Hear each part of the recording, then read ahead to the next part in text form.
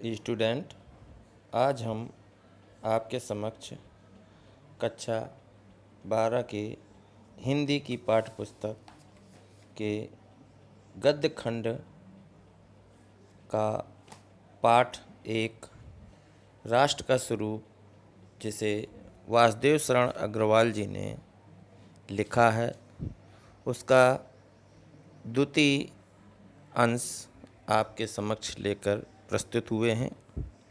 पिछले वीडियो में आपने देखा था, समझा था कि राष्ट्र का स्वरूप किस प्रकार बनता है। तो बताया गया था कि राष्ट्र का स्वरूप 3 तत्वों से मिलकर बनता है। ये 3 तत्व हैं पृथ्वी, जन और संस्कृति, जिसमें प्रथम अंश के रूप में आपको भूमि के बारे में बताया गया था। अब उसी श्रृंखला में दूसरा अंग जन है।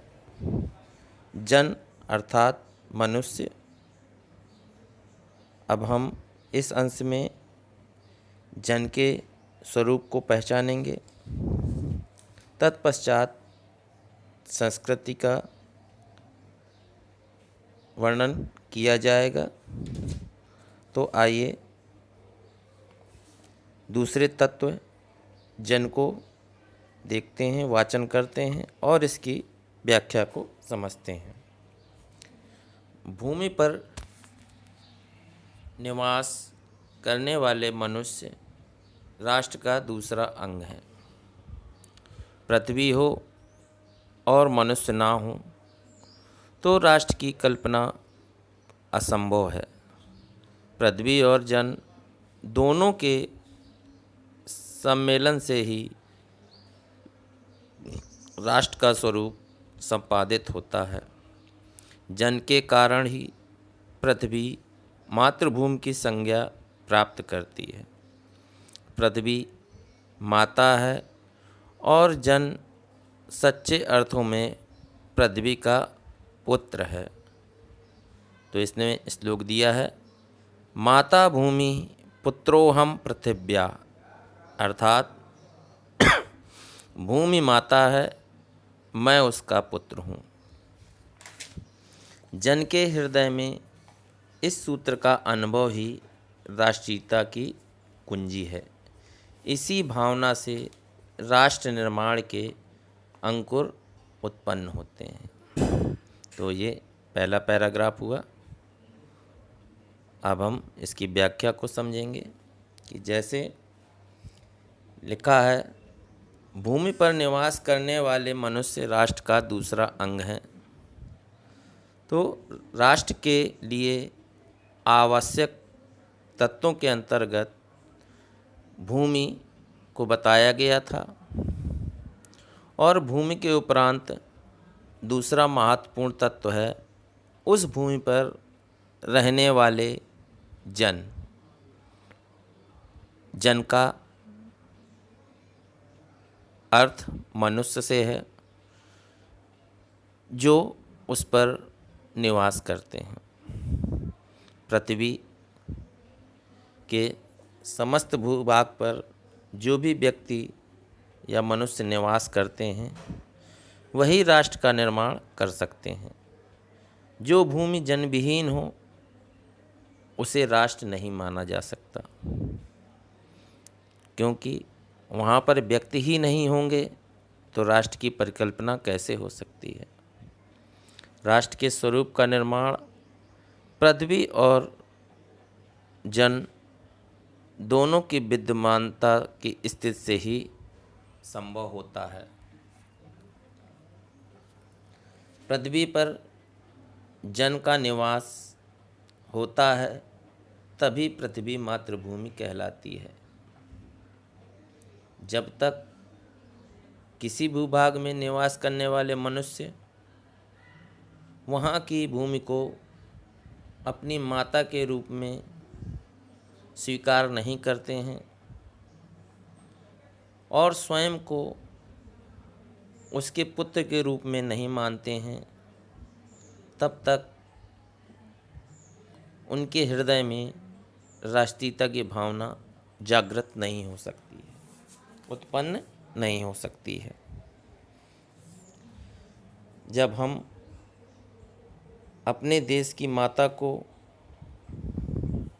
भूमि को माता के रूप में अनुग्रहित कर लेते हैं, मान लेते हैं या अनुभूत करने लगते हैं, तभी हमारे मन में इस प्रकार के भाव उत्पन्न हो सकते हैं।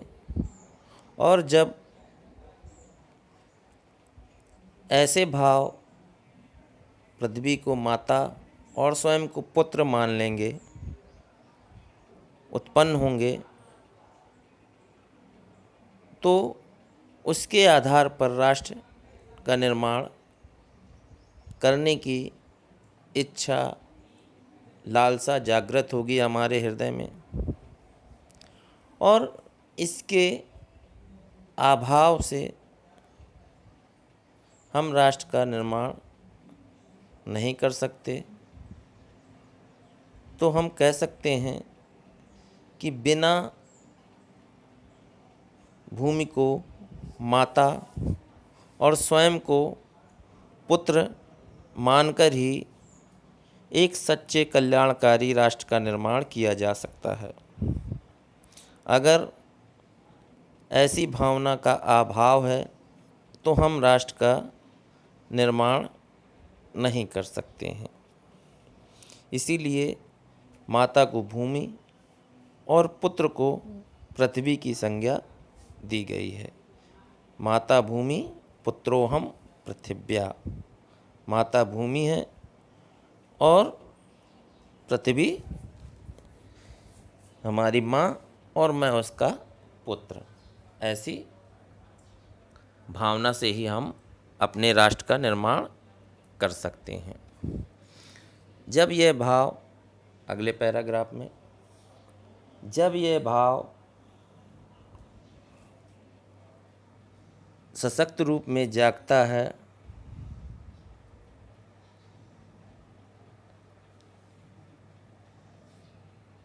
तब राष्ट्र निर्माण के स्वर वायुमंडल में भरने लगते हैं। जैसा कि बताया गया है, इस भाव के द्वारा ही मनुष्य पृथ्वी के साथ अपने सच्चे संबंध को प्राप्त करते हैं। जहाँ यह भाव नहीं, वहाँ जन और भूमि अचेतन और जड़ बना रहता है।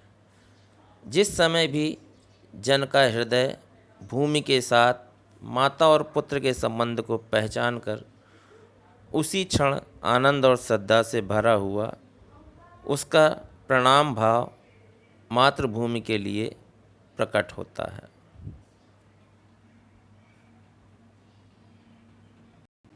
तो प्रस्तुत पैराग्राफ में वासुदेव शरण अग्रवाल जी कहते हैं कि जब यह भाव माता और पुत्र का हमारे हृदय में जागता है, तब सर्वत्र वायुमंडल अर्थात आकाश और पृथ्वी, सर्वत्र सभी जगह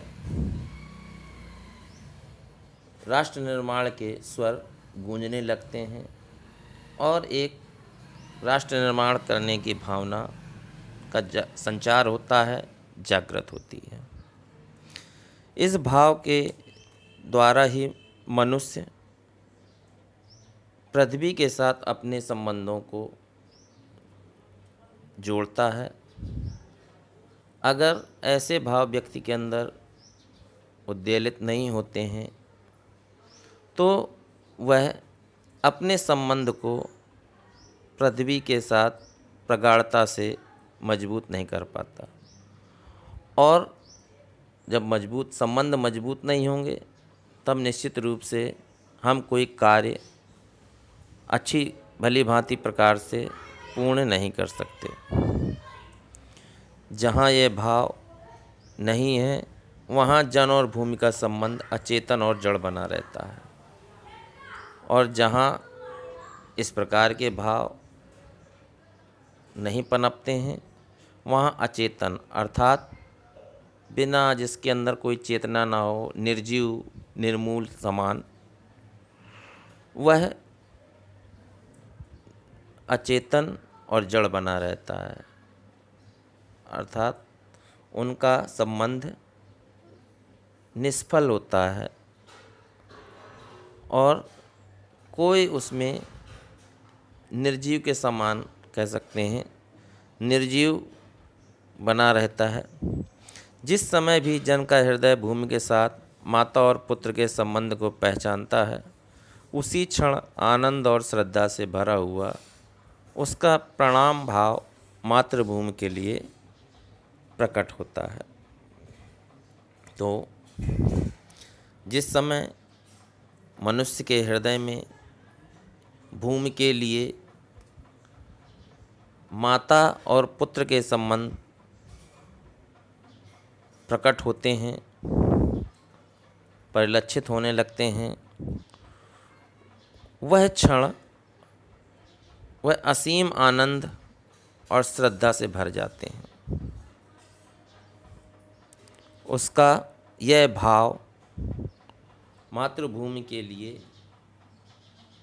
प्रकट होता है,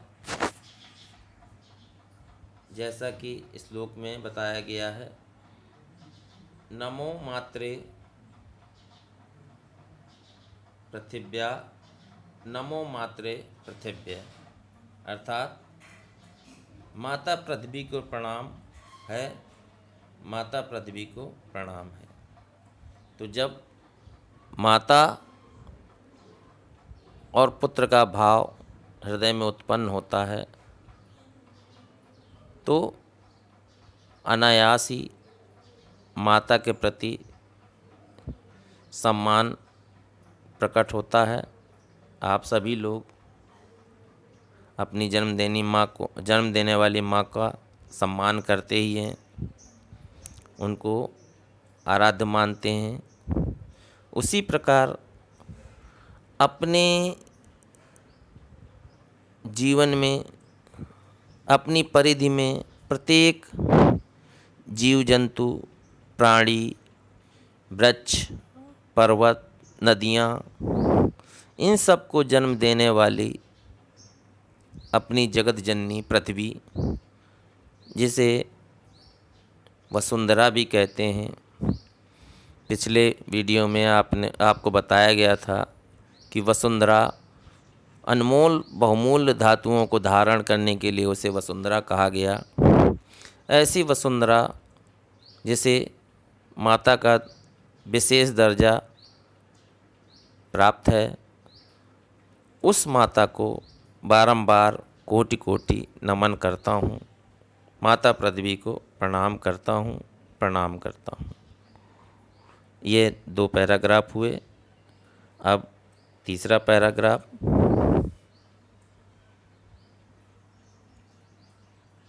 तीसरा पैराग्राफ देखिए। यह प्रणाम भाव ही भूमि और जन का दृढ़ बंधन है। इसी दृढ़ भित्ति पर राष्ट्र भवन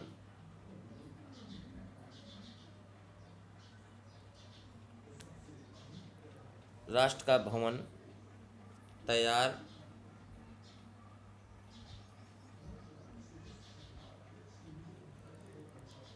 किया जाता है। इसी दृढ़ चट्टान पर राष्ट्र का चिरजीवन आश्रित रहता है।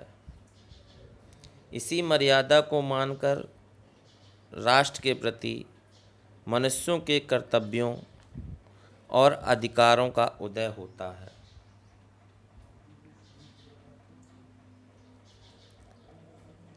जो जन पृथ्वी के साथ माता और पुत्र के संबंध को स्वीकार करता है, उसे ही पृथ्वी के वरदानों में भाग लेने का अधिकार है। माता के प्रति अनुराग और सेवा भाव पुत्र का स्वाभाविक कर्तव्य है। स्वार्थ के लिए पुत्र का माता के प्रति प्रेम पुत्र के अधःपतन को सूचित करता है।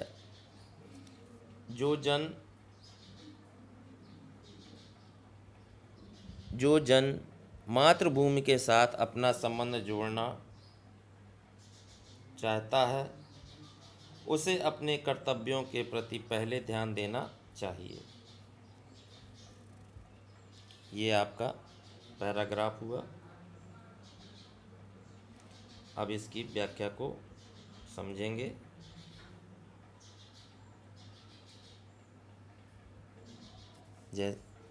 तो कहा गया है कि माता अर्थात धरती के प्रति आदर भाव को लेखक ने दर्शाया है कि किस प्रकार व्यक्ति और धरती के संबंध को सुदृढ़ किया जा सकता है तथा पृथ्वी और मनुष्य का दृढ़ संबंध राष्ट्र को पुष्ट और विकसित करता है। इस प्रकार का आदर भाव अगर होगा तभी हम एक सुदृढ़ दीवार पर राष्ट्र के भवन का निर्माण कर सकते हैं। आदर की यह भावना एक मजबूत चट्टान के समान है।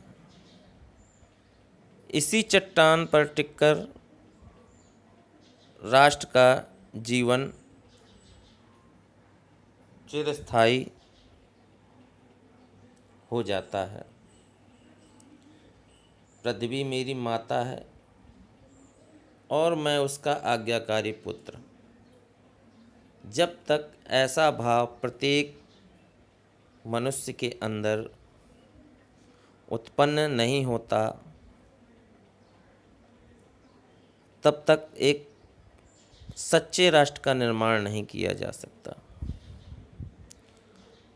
अगर यह भाव प्रत्येक मनुष्य के अंदर आ जाता है तो इसी भावना के साथ माता तथा उसके पुत्र के संबंध की मर्यादा को स्वीकार करके प्रत्येक देशवासी अपने राष्ट्र एवं देश के लिए अपने कर्तव्यों और अधिकारों के लिए सजग हो सकता है कि हमें कौन से अधिकार दिए गए हैं, हमारे कर्तव्य क्या हैं, हमें किस प्रकार पृथ्वी के द्वारा प्रदत्त वस्तुओं का उपयोग करना है, उपभोग करना है, उन्हें हमें हानि नहीं पहुंचानी है। ऐसे कर्तव्य जो देश के निर्माण के लिए आवश्यक हैं और देश की उन्नति के लिए आवश्यक हैं, तो उन कर्तव्यों को हमें निर्वहन करना है और अधिकारों के प्रति सजग रहना है, संवेदनशील रहना है। जो पुत्र अपनी माता का सत्कार करते हैं, सम्मान करते हैं,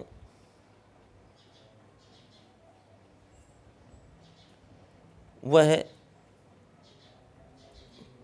पृथ्वी के रत्नों को प्राप्त करते हैं। उनकी संपत्ति को प्राप्त करने का अधिकार होता है, अर्थात जो पृथ्वी की रक्षा करेंगे, मान सम्मान रखेंगे, तो वही उस पृथ्वी के द्वारा प्रदत्त वस्तुओं का उपभोग करने का अधिकार प्राप्त करेंगे।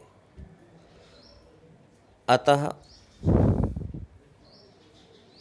प्रत्येक पुत्र का यह पावन कर्तव्य है कि वह अपनी माता से स्नेह करे, निस्वार्थ भाव से उसकी सेवा करे और उसका आशीर्वाद प्राप्त करे। माता के प्रति अपने कर्तव्य का पालन करना एक निस्वार्थ धर्म है, जिसे हमें बिना किसी स्वार्थ के पूरा करना चाहिए। जो पुत्र स्वार्थवश अपनी माता की संपत्ति पर दृष्टि जमाए रहता है और माता से प्यार भी स्वार्थवश करता है, वह राष्ट्र के उत्थान के स्थान पर उसकी अवनति का कारण बनता है। ऐसे स्वार्थी पुत्र राष्ट्र की कभी उन्नति नहीं कर सकते। वह राष्ट्र को प्रगति के मार्ग पर कभी नहीं ले जा सकते। इसलिए जो व्यक्ति अपनी धरती माता के साथ संबंध जोड़ना चाहता है, उसका सच्चा पुत्र बनना चाहता है, तो उसे निस्वार्थ भाव से अपने कर्तव्य पालन पर ध्यान देना चाहिए। तभी राष्ट्र उन्नत और विकसित हो सकता है। तो ये आपके इस पैराग्राफ की व्याख्या हुई। आगे अगले पैराग्राफ को पढ़ेंगे, फिर उसकी व्याख्या को समझेंगे। तो आइए पढ़ते हैं। माता अपने सब पुत्रों को समान रूप से समान भाव से चाहती है। इसी प्रकार पृथ्वी पर बसने वाले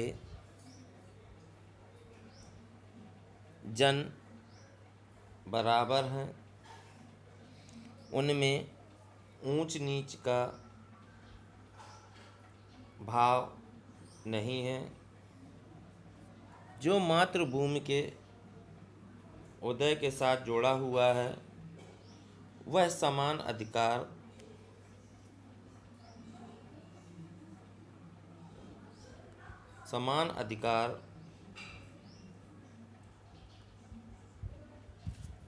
का भागी है। पृथ्वी पर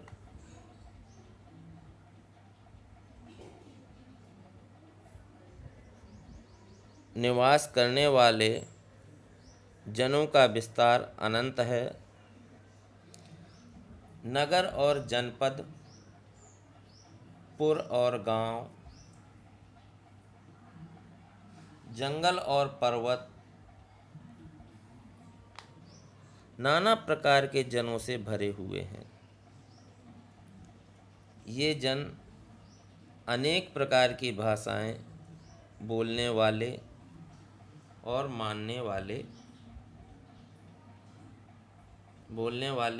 और अनेक धर्मों को मानने वाले हैं।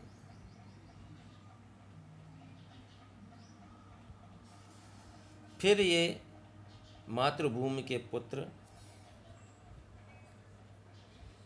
हैं और इस कारण उनका सौंदर्य भाव अखंड है। सभ्यता और सहन शक्ति, रहन सहन की दृष्टि से जन एक दूसरे से आगे पीछे हो सकते हैं, किंतु इस कारण से मातृभूमि के साथ उनका जो संबंध है उसमें कोई भेदभाव उत्पन्न नहीं हो सकता।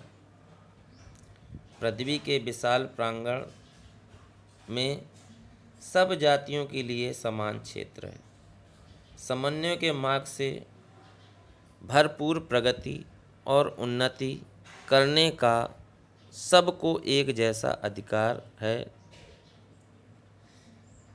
किसी जन को पीछे छोड़कर राष्ट्र आगे नहीं बढ़ सकता।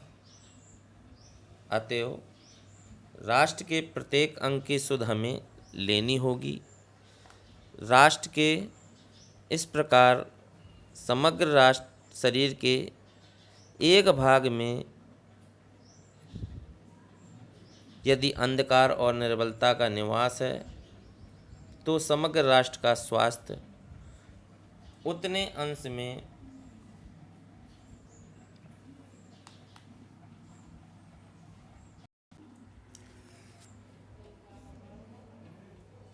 इस प्रकार समग्र राष्ट्र को जागरण और प्रगति की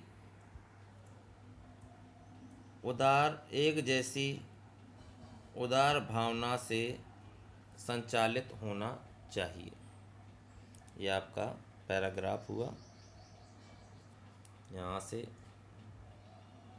माता से संचालित होना चाहिए। तो इसका आप व्याख्या को सुनेंगे और समझेंगे।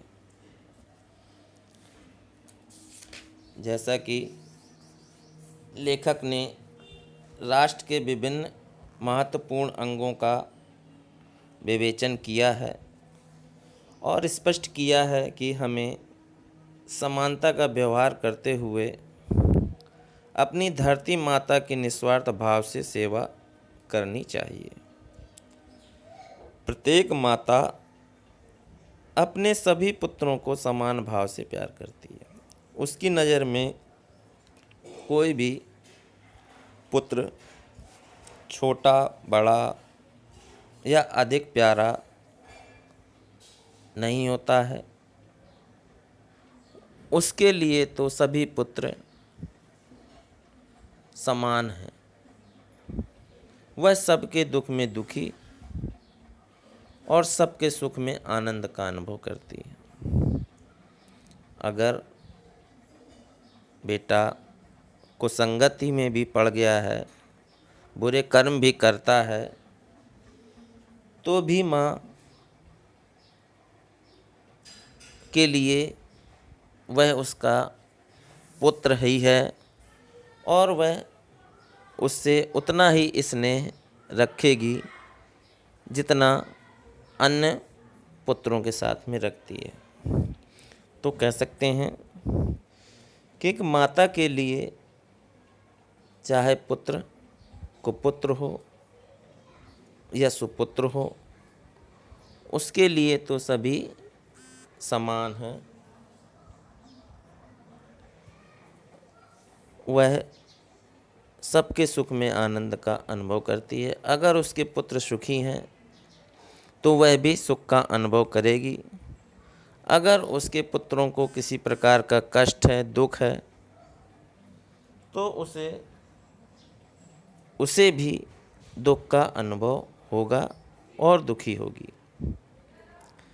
इसी प्रकार पृथ्वी भी हमारी माता है। वह भी अपने सभी पुत्रों को समान भाव से चाहती है।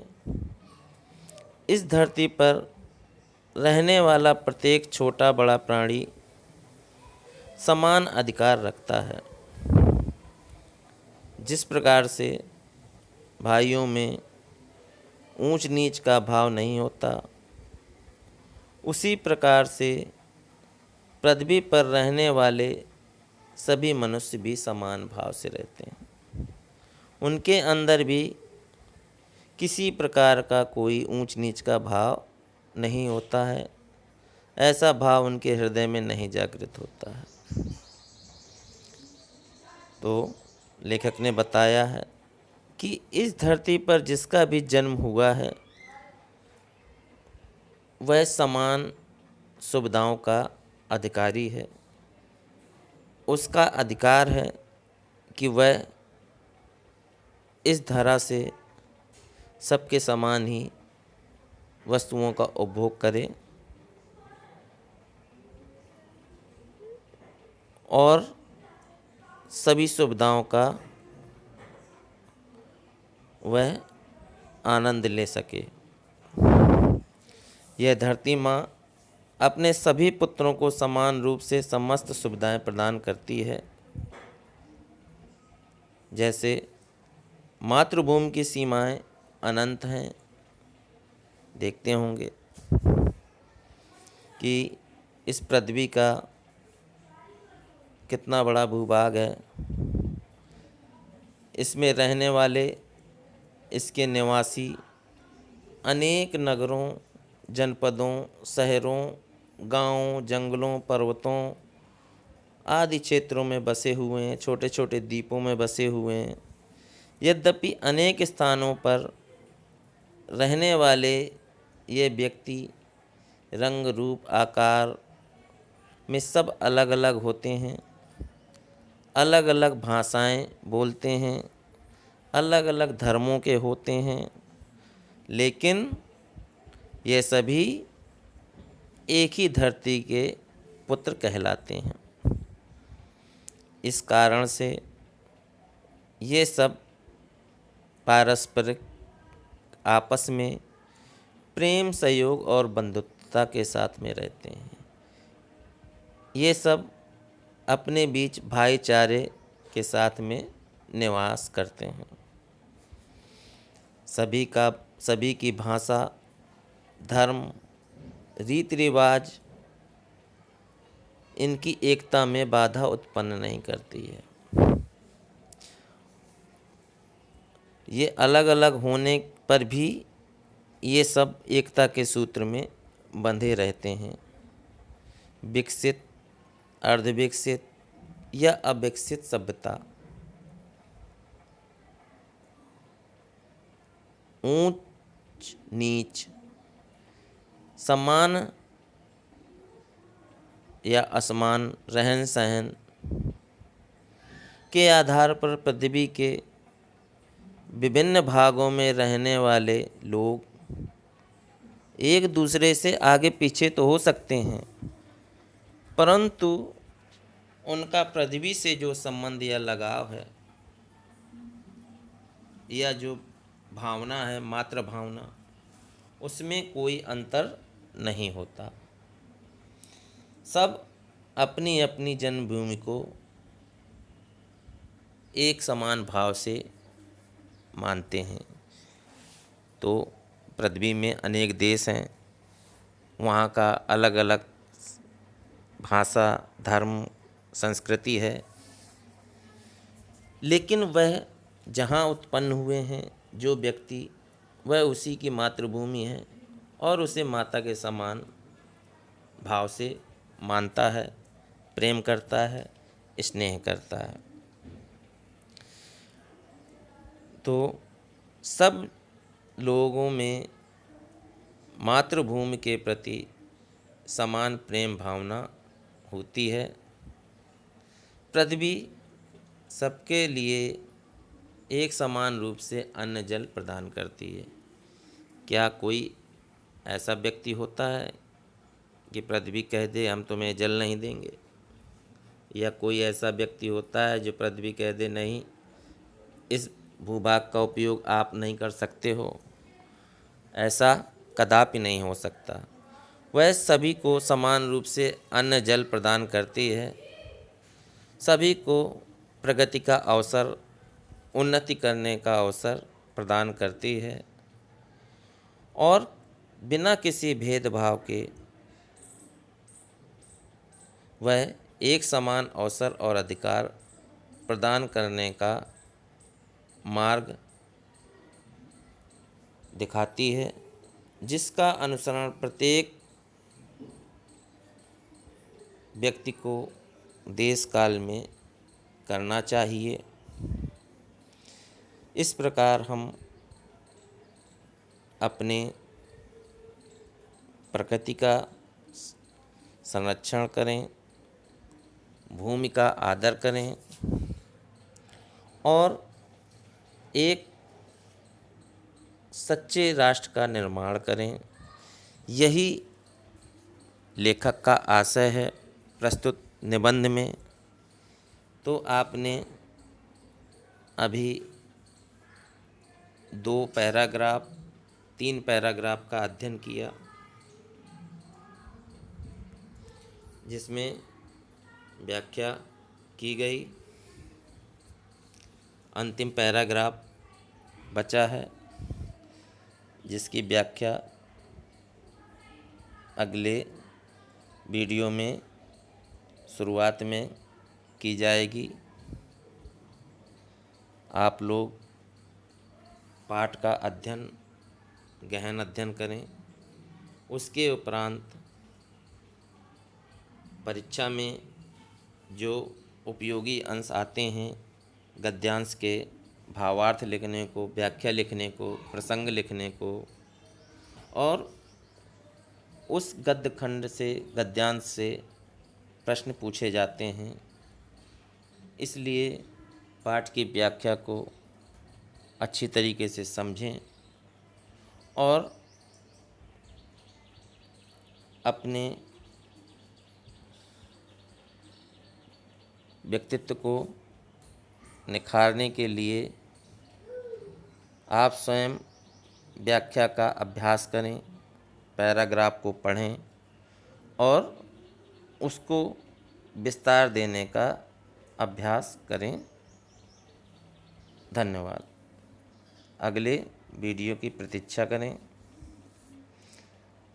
अगला वीडियो देखने के लिए सब्सक्राइब करें, जिसकी सूचना आप तक पहुंच जाएगी। धन्यवाद।